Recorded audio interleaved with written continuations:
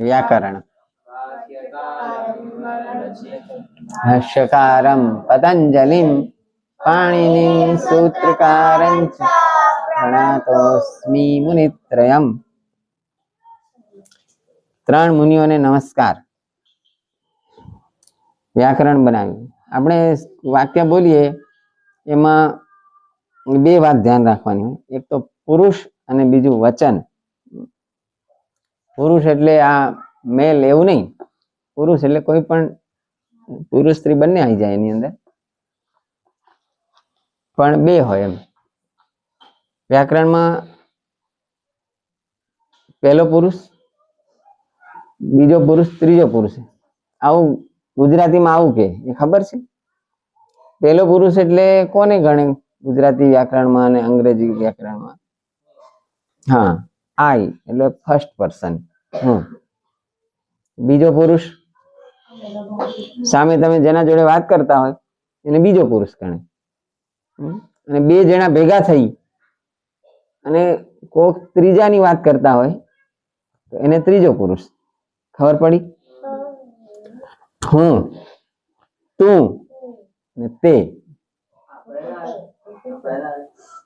આપણે પેલા પુરુષમાં જ આવે ને. હું ને આમ, હું નું બહુવચન આપણે થાય.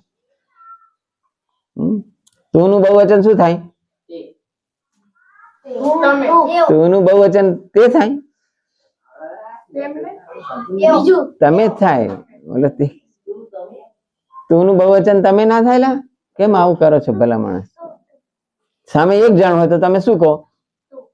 બે જણ હોય તો હા. અને ત્રીજો પુરુષ એને શું કહેવાય? તે. અને બહુવચન હોય તો ત્રીજા પુરુષમાં તે. એક જણ હોય તો તે, બે જણા હોય તો શું?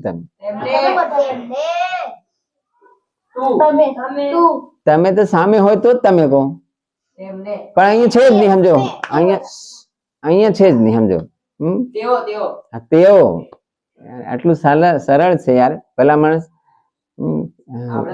Where are you all guys?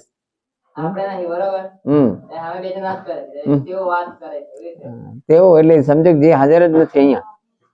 those who are not present here, એમના માટે આપણે વાત કરીએ છીએ કે આપણાથી દૂર છે.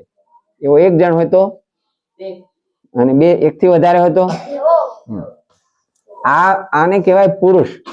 પહેલો પુરુષ કોણ? બીજો પુરુષ કોણ? શું તે? હા, બીજો પુરુષ સામે હોય બીજો પુરુષ. ત્રીજો પુરુષ હા, યસ. જો આ માણસ વ્યાકરણમાં માસ્ટર થઈ જવાનું છે.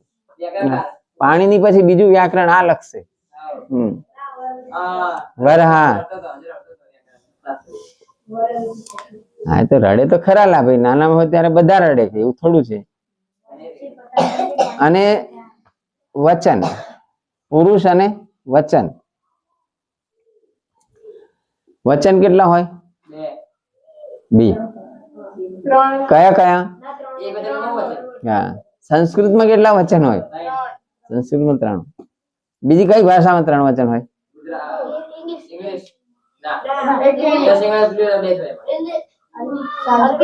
હા, અરબી ભાષામાં 3 વચન છે.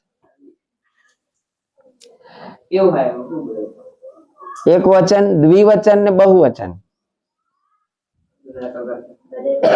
હું તો અહમ. અને એનું બહુવચન, દ્વિવચન શું થાય? દ્વિવચન અમે બે. સંસ્કૃત વયમ. પણ વયમ એ દ્વિવચન છે કે બહુવચન છે? મને બહુ ધ્યાનમાં નથી, મારે જોવું પડશે. દ્વિવચન છે. અને બહુવચનમાં શું કહેવાય તો પછી? હશે, પછી જયારે આવશે ત્યારે જોઈ લઈશું. પણ વચન સંસ્કૃતમાં કેટલા છે? ખબર પડી ગઈ? કોને ના પડી? ના પડી? અર્જુન ના પડી? પડી ગઈ? કૃતજ્ઞ છે. Where is he?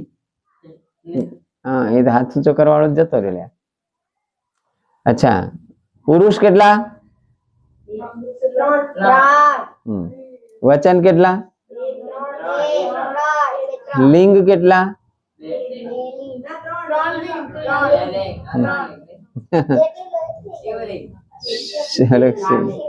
કયા કયા લિંગ? પુલ્લિંગ, સ્ત્રીલિંગ, નપુંસક. એટલે વાક્ય બદલાઈ જાય, પુરુષ વચન અને લિંગ પ્રમાણે વાક્યની રચનામાં ફેરફાર થઈ જાય. ખબર પડી? હું ખાઈશ એમ કેવાય, અમે ખાઈશ એવું કેવાય, અમે ખાશું એમ. એટલે શબ્દ બદલાય છે કે નહીં? કેટલા જણને આમાં નથી સમજણ પડતી? બધાને પડે છે? તો સંસ્કૃતમાં પણ આવું જુદું જુદું છે. જેમ ગુજરાતીમાં હોય એવું સંસ્કૃતમાં પણ હોય. જો એકઃ બાલકઃ, દ્વૌ બાલકૌ, ત્રયઃ બાલકાઃ, ચત્વારઃ બાલકાઃ. આમાં એકઃ બાલકઃ, આ એક બાળક ની વાત ચાલે છે એટલે બાળક પુલ્લિંગ છે, હા શબ્દ. અને વચન એક કયું છે? એક વચન છે. એક વચન છે. બાલક હોય એને દ્વિવચન બોલવું હોય બાલકૌ, તો દ્વૌ બાલકૌ એમ બોલાય. એક બાલક બોલાય, દ્વૌ બાલક ના બોલાય. સમજ્યા? દ્વૌ બાલકૌ. અને ત્રણ હોય તો ત્રયઃ બાલકાઃ. અચ્છા બાલિકા હોય તો એકઃ બાલક, એકઃ બાલિકા એવું બોલાય. એકા બાલિકા, દ્વે બાલિકે, તિસ્ત્ર બાલિકાઃ. દરેક શબ્દ જુદા જુદા છે. તિસ્ત્ર, તિસ્ર બાલિકા. અને નપુંસકલિંગ ચિત્રમ, છેલ્લે મ આવી જાય ને હલંતમાં તો સમજવાનું મોટા ભાગે નપુંસકલિંગ હોય. વૃક્ષમ, ફલમ, ચિત્રમ, પુસ્તકમ, આ બધા નપુંસકલિંગ કહેવાય. એક અચ્છા પછી મિત્રમ, મિત્ર શબ્દ પણ સંસ્કૃત ભાષામાં નપુંસકલિંગમાં છે. હા, કારણ કે પુરુષ પણ હોઈ શકે, સ્ત્રી પણ હોઈ શકે, બે માંથી ગમે તે હોઈ શકે ને એમ. એટલે એને વચ્ચે રાખી દીધું. એટલે તમારે જે લેવું હોય લેવાનું. એકમ મિત્રમ, દ્વે મિત્રે, ત્રીણી મિત્રાની. કોઈ પણ ભાષામાં વાક્યની રચના શેના આધારે બદલાય? ચલો પછી બીજું, પછી ખબર પડી ગઈ? હજી બીજું પણ આવે, કાળના આધારે ના બદલાય. આને વ્યાકરણ કહેવાય. સહેલું છે? ઓકે. ઇતિ